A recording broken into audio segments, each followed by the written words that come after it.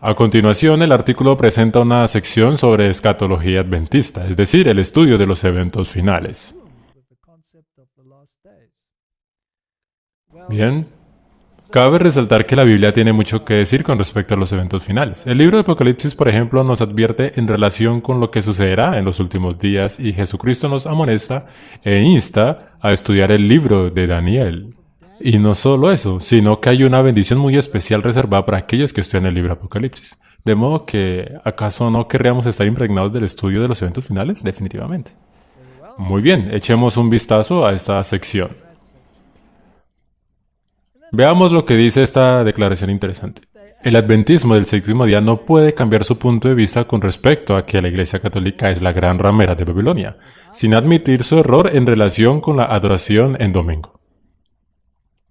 Tampoco puede admitir que la adoración dominical no es la marca de la bestia sin renunciar a su visión acerca del sábado judío. El adventismo del séptimo día no puede renunciar al anticatolicismo, de lo contrario estaría renunciando a su más pura esencia como adventismo del séptimo día. ¡Qué declaración tan enfática! Es necesario hacer nota que si rechazamos la perspectiva adventista de que Roma es el anticristo, entonces también estaríamos rechazando el punto de vista de los reformadores. Dicho de otro modo, si las iglesias protestantes han cambiado su postura con respecto a este tema, eso no convierte a la iglesia adventista en apóstata, sino que son las iglesias evangélicas protestantes las que han renunciado a sus principios. Sí. Dichos principios y raíces son ni nada más ni nada menos la razón por la cual protestaban con tanto denuedo. En virtud de su bautismo válido y su fe en la divinidad de Cristo y en la doctrina de la Trinidad, por cierto, esta última doctrina no es la misma que la que sostienen los católicos, ya que nosotros servimos a un Dios personal y no a uno panteísta, ¿correcto? Los adventistas del séptimo día son una denominación cristiana. Qué amable de su parte que resalten eso. Pero los cristianos, una vez separados de la iglesia que fundó nuestro Señor, son propensos a ser llevados por doquiera de todo viento de doctrina. En resumidas cuentas, los autores han instado, renuncien a sus doctrinas, regresen al redil, hagan a un lado su fe en la palabra de Dios, acepten nuestras tradiciones de hombres y entonces los aceptaremos. Sí, en esencia eso es lo que están diciendo. Pero de la misma manera queremos dirigirnos al mundo evangélico y decirles el renunciar a su fe protestante y rechazar los principios de sola escritura y sola fide los hará aptos para formar parte del movimiento ecuménico de Roma. Correcto. No puede ser de otra manera. Así que mi pregunta es, ¿cuál es la única denominación protestante que es congruente con estos principios? ¿Sabían ustedes que la Iglesia Católica incluso reconoce esto? Sí, el sistema católico apostólico romano asevera que los adventistas del séptimo día son los únicos que se apegan a su genética protestante. ¿Acaso no es asombroso? Así es. Y no solo eso, sino que aseguran que si alguien realmente desea ser protestante, entonces debe santificar el sábado como día de reposo y convertirse en adventista del séptimo día. Sí. Lo manifiestan tal cual lo acabas de mencionar. Exactamente. Así que una vez que hemos dialogado al respecto, Y me pregunto por qué afirmaría tal cosa. porque es la verdad, Y también porque saben quién es su enemigo. saben perfectamente quién será su oponente hacia el final de los días. Así que ¿consideras tú que está dentro de sus planes prestarle singular atención? Definitivamente. Muy bien. Martín, analicemos ahora los tiempos modernos, es decir, eventos actuales. Sí, ahora que ya hemos analizado cómo la Iglesia Católica percibe a los adventistas del séptimo día. Correcto. Nótese que también se tomaron el tiempo y se dieron la tarea de insinuar la manera en que los evangélicos perciben a los adventistas. Correcto. Y esto es debido a que aquellos puntos donde los evangélicos no están en armonía con la Biblia hacen que difieran de los adventistas. Recordemos que las citas que mostramos al inicio decían que los adventistas del séptimo día no son un pueblo muy prominente, pero a la vez aseguraban que los tales cobrarían relevancia y prominencia hacia el final de los tiempos. Ahora bien, ¿qué parte de ese artículo pareciera resultarles más irritante? El hecho de que los adventistas proclamen, al igual que los reformadores, que el sistema romano representa al anticristo, también pareciera resultarles molesta la opinión de que, previo al milenio, Cristo volverá y destruirá a todos aquellos que no estén en armonía con los que guardan los mandamientos de Dios y tienen la fe de Jesús. Por lo tanto, los mandamientos de Dios y el tema del sábado se convertirán en un asunto de suma relevancia. Visto de otro modo, será la manzana de la discordia, debido a que en el meollo del asunto será a quien se le rinde pleitesía y autoridad. Es decir, si usted guarda el sábado, estará afirmando que la Biblia es la norma imperante. Sola escritura. Si guarda el domingo, estará dejando en claro que Roma es la autoridad a la que usted se somete. Así que son puntos de vista contradictorios. Los artículos que ahora discutiremos han sido abordados con anterioridad en otros foros, y eso es debido a su importancia. Así que vamos qué dicen. Este artículo lo encontramos en el Daily Beast y habla de cómo una nueva religión podría surgir de entre las cenizas de QAnon. Pero, ¿qué relación podría tener esto con el adventismo? Si algo nos ha enseñado el pasado es que las profecías fallidas y las predicciones frustradas no siempre marcan el principio del fin de los movimientos sociales radicales. Movimientos sociales radicales. Es sensato prestar atención a estas palabritas claves que pueden llegar a causar ruido y conmoción. En el artículo anterior leíamos la palabra como extremistas, fundamentalistas, secta, etc.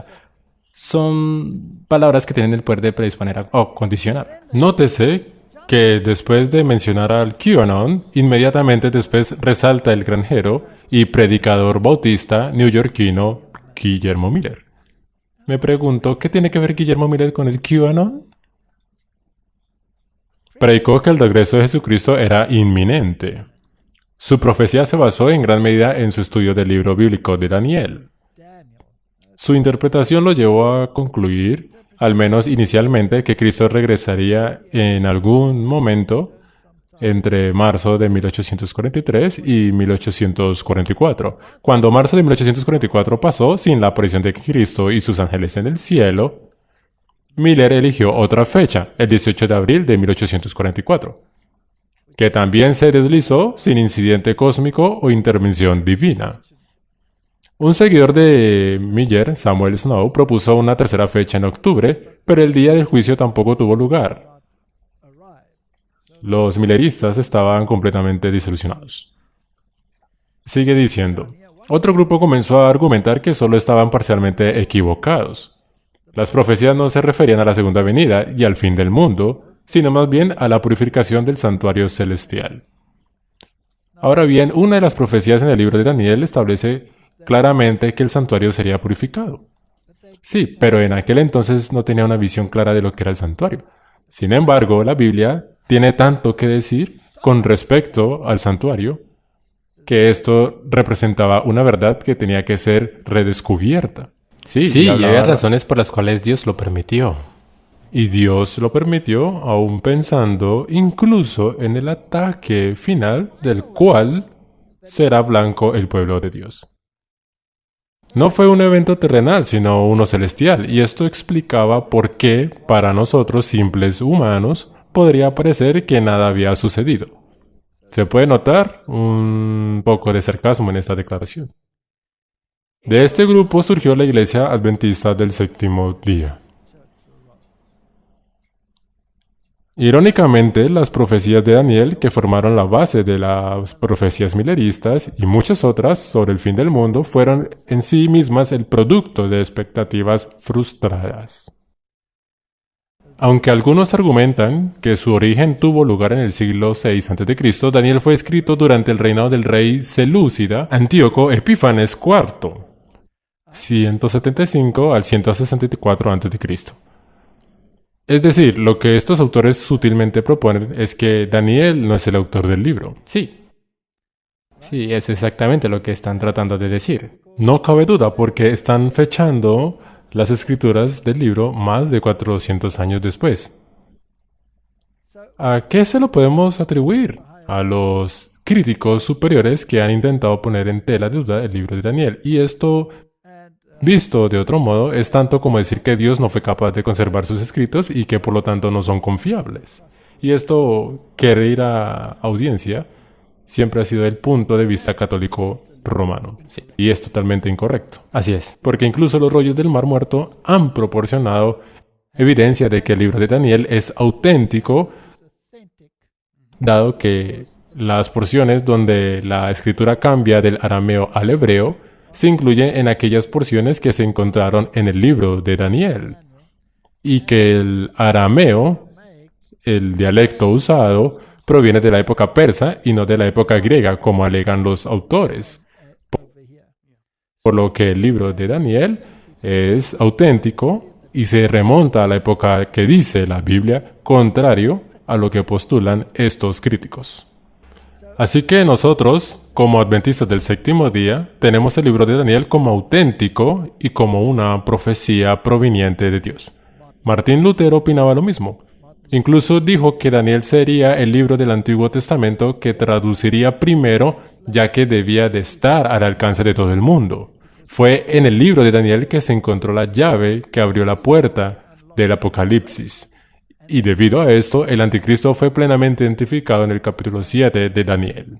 Correcto. Por cierto, fue en Daniel 7 que se establece claramente que Jesucristo fue el anciano de días y no a esta tierra. Por lo que no entienden sus Biblias, y no solo eso, sino que la degrinan. Correcto. Otra cosa, el tal Antíoco Epífanes IV, que mencionan de distintas formas, lo hacen ver como el anticristo.